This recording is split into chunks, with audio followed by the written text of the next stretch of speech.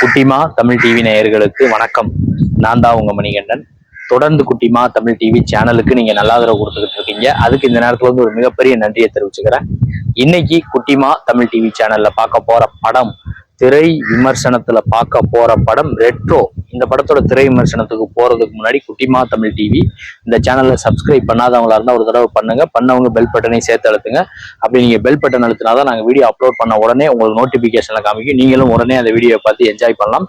இப்ப திரை விமர்சனத்துக்கு போகலாம். படத்தோட டைட்டில் ரெட்ரோ. இந்த படத்தோட இயக்குனர் வந்து கார்த்திக் சுப்ராஜ். இதுக்கு முன்னாடி ஒரு 7-8 படங்களை இயக்கியிருக்காரு. இந்த படத்தோட கதாநாயகன் வந்து சூர்யா அவர்கள். இதுக்கு முன்னாடி கங்குவான்னு ஒரு படம் நடிச்சிருந்தாரு. அதுக்கு முன்னாடி சில படங்கள்லாம் நடிச்சிருந்தாரு. இந்த படத்தோட இசை வந்து சந்தோஷ் நாராயணன். இந்த படத்தோட கதை, மற்ற நடிகர்கள் யாரான்னு கேட்டீங்கன்னா நாசர், பிரகாஷ்ராஜ், ஜோ ஜார்ஜ் மற்றும் பல முன்னணி நட்சத்திரங்கள் நடிச்சிருக்காங்க, பிரியா ஹெக்டே உட்பட. இந்த படத்தோட கதை எப்படி ஆரம்பிக்குதுன்னு கேட்டீங்கன்னா, சூர்யா அவர்கள் வந்து பாத்தீங்கன்னா வளர்ப்பு மகனா வந்து ஜோ ஜார்ஜ், அந்த ஜார்ஜ் அவர்கிட்ட வந்து அவர் தான் வளர்த்துக்கிட்டு இருக்காரு. அவங்க மனைவி வளர்த்துக்கிட்டு இருக்காங்க. அப்பாவுக்கும் மயனுக்கும் சின்ன சின்ன பிரச்சனைகள்லாம் வந்துகிட்டு இருக்கு. ஒரு கட்டத்துல அப்பாவுக்கு ஒரு பிரச்சனை வரும்போது மயன் தான் சண்டை போட்டு காப்பாத்தினோடனே மயனா ஏத்துக்கிறாரு. அங்க சின்ன சின்ன பிரச்சனைகள் இப்படி போயிட்டு இருக்கும்போது தங்கத்தை பத்தி ஒரு சில விஷயங்கள் கேட்க வரும்போது மகன் சூர்யா கோவிச்சுக்கிட்டு அப்பாங்களோட அவர் கூட பிரச்சனை பண்ணிட்டு அங்கிருந்து கிளம்புறாரு. கதாநாயகியும் நீ வந்து சண்டை போடக்கூடாது, ஒழுங்கா இருக்கணும் அப்படின்னு சொல்லி பூஜா ஹெக்டே அவங்க வந்து டாக்டர் ஆயிடுறாங்க. ரவுடிசம் பண்ணக்கூடாது, சண்டை போடக்கூடாதுன்னு சொல்லி அவங்களும் வேற ஒரு இடத்துக்கு வந்துடுறாங்க. வந்தா அங்க ஒரு பிரச்சனை வருது. அங்க ஒரு நண்பர் பழக்கமாகறாரு. அவர் பாரிங்கிற சூர்யா கேரக்டருக்கு ஒரு நண்பர் பழக்கமாகறாரு. அங்க ஒரு பிரச்சனை வருது. இதெல்லாம் என்ன, இதுக்கு முன்னாடி சூர்யாவோட வாழ்க்கை, அந்த பாரியா இருந்தவர் ஜடாமுனியா எப்படி இதுக்கு முன்னாடி இருந்தாரு, இந்த கதையெல்லாம் என்ன சொல்ல வருது, இதுக்கெல்லாம் விடை சொல்றதா இந்த படத்தோட ரெட்ரோ படத்தோட முழு நீள திரைக்கதையா அமைஞ்சிருக்கு. இதுல வந்து பாத்தீங்கன்னா பூஜா ஹெக்டேவோட நடிப்பு, சூர்யாவோட நடிப்பு, ஆக்ஷன் பிளாக், இதெல்லாம் படத்துக்கு வந்து ஒரு மிகப்பெரிய பலம்.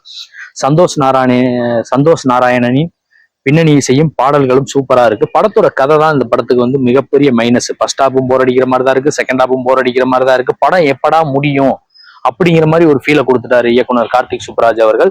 இந்த படம் வந்து பாத்தீங்கன்னா கிட்டத்தட்ட பல கோடி பட்ஜெட்ல எடுத்திருக்காங்க.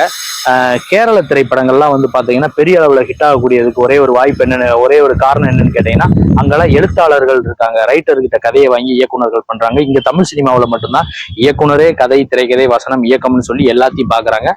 இந்த கார்த்திக் சுப்ராஜ் அவர்கள், இயக்குனர் கார்த்திக் சுப்ராஜ் அவர்கள் ஒரு ரைட்டர்கிட்ட இருந்து, ஒரு எழுத்தாளர்கள்கிட்ட இருந்து ஒரு நல்ல கதையை கூட வாங்கி பண்ணியிருந்திருக்கலாம். ஏன் சொல்ல வரேன்னா, இது கதை வந்து பாத்தீங்கன்னா நல்ல கதையா இருந்தா கூட திரைக்கதை வந்து வலுவா இல்லை. திரைக்கதையை எழுதுவதற்கு எல்லா இயக்குனர்களும் கத்துக்கணும். படம் வந்து ஃபர்ஸ்ட் ஹாப்பும் போர் அடிக்குது, செகண்ட் ஹாப்பும் போர் அடிக்குது. ஓவராலா பார்க்கும்போது இந்த படம் எப்படி இருக்குன்னு கேட்டீங்கன்னா, படம் ஆவரேஜான ஒரு படம். இந்த ரெட்ரோ திரைப்படம் நான் பண்ண இந்த ரிவ்யூ, இந்த வீடியோ உங்களுக்கு பிடிச்சிருந்தா லைக் பண்ணுங்க, கமெண்ட் பண்ணுங்க, ஷேர் பண்ணுங்க. மறக்காம குட்டிமா தமிழ் டிவி இந்த சேனலை சப்ஸ்கிரைப் பண்ணாதவங்களா இருந்தால் ஒரு தடவை பண்ணுங்க. பண்ணவங்க பெல் பட்டனை சேர்த்து அழுத்துங்க. அடுத்த வீடியோல இதே மாதிரி ஒரு திரை விமர்சனம் அல்லது சினிமா செய்தி அல்லது இதர செய்தியோட மீண்டும் நான் உங்களை வந்து சந்திக்கிறேன். குட்டிமா தமிழ் டிவி சேனலை பார்த்து ரசிச்சுக்கிட்டு இருக்க நேயர்களுக்கும், ரசிகர்களுக்கும், பொதுமக்களுக்கும் நெஞ்சார்ந்த நன்றிகள்.